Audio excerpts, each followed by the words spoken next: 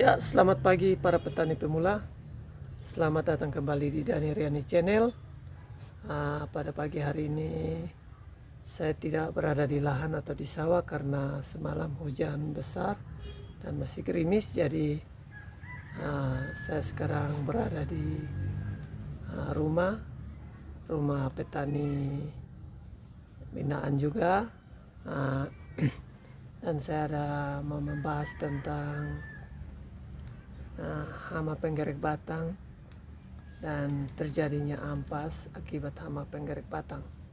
Oke, ya ini dengan Bapak Alex, petani yang menyediakan rumah untuk saya membuat konten. Dia lagi sibuk mengetik. Oke, kita langsung balikkan arah kamera. Oke.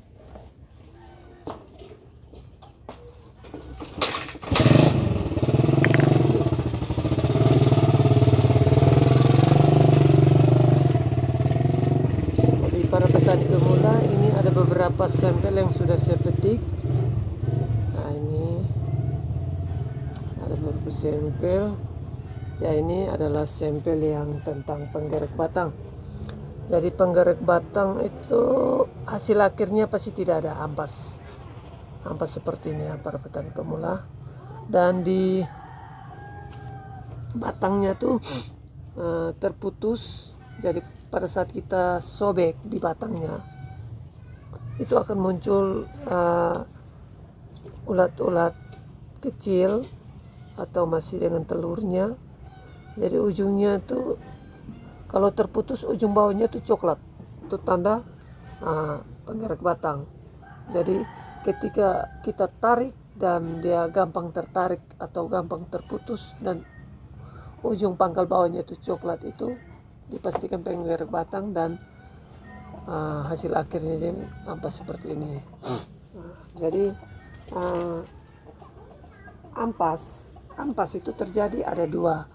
Satu penyebabnya penggerak batang itu yang ujung bawahnya coklat ini yang gampang terputus itu, dan yang kedua adalah karena pada saat pembungaan terjadi penyepraian atau penyemprotan. Akibat penyemprotan yang tidak tepat ini bisa mengakibatkan ampas. Oke, jadi ini kita masuk lagi ke ini. Ini adalah bulir padi yang sudah melewati, ya ini masih masak susu, masih ada kempes juga. Dan ini adalah daun bendera yang terserang oleh hama putih palsu. Jadi hama putih palsu itu dia menggulung daun dan merusak daun dengan menghisap pori daun, lalu meninggalkan telur atau apa di dalam. Ada hama ulat-ulat kecil di dalam gulungan daun ini.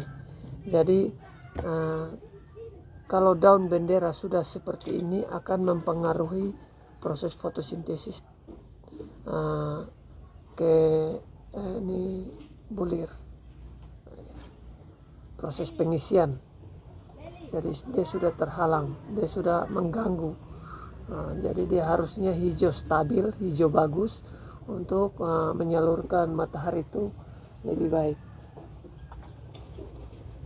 Jadi kalau bisa daun bendera itu harus hijau seperti ini, tetap terjaga sampai hasil akhir yaitu pemotongan.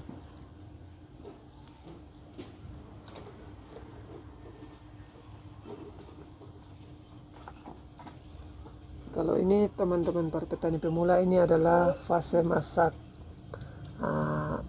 Setelah pengisian ada masak susu, ada masak penuh, masak kuning, dan masak mati. Kalau ini sudah masuk proses masak yang ketiga yaitu masak kuning. Setelah masak ini, masak mati, kita melakukan pengeringan air lalu siap untuk pemotongan. Ini adalah pupuk yang saya anjurkan untuk masa pengisian. Jadi masa pengisian tuh di sini ada tertulis ya, N 10%, P2O5 6%, K2O 40%, ZN atau zinc 1%. Ini spesial khusus padi. Nah, jadi pengisian di sini tertera K2O. K2O.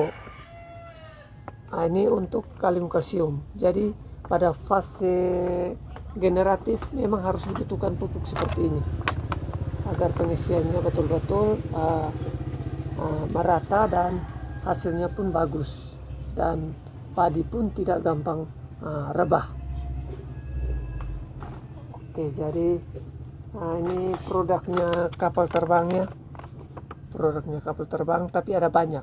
Hanya kebetulan yang saya dapatkan di pinggiran sawah, saya ambil dan saya jadikan contoh di konten ini. Jadi di sini juga ditulis untuk padi, spesialis padi ya.